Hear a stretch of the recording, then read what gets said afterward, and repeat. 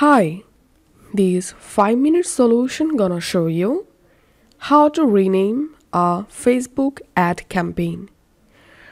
First of all, go to your ads manager and its link is adsmanager.facebook.com and make sure to sign into your ad account.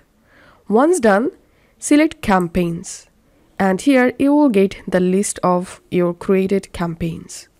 Now let's rename this campaign name.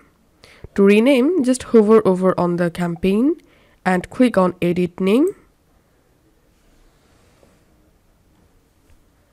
And now you can easily rename the campaign and click on save. And here we can see the campaign name has been changed. Another way is click on edit. And here you will get the campaign name section. Here you can easily change or update the campaign name. Once done, click on next and click on publish. And this is how we can rename Facebook ad campaign. If this video helped you out, please leave a like and leave a comment down below. And don't forget to subscribe to this channel. Thank you for watching.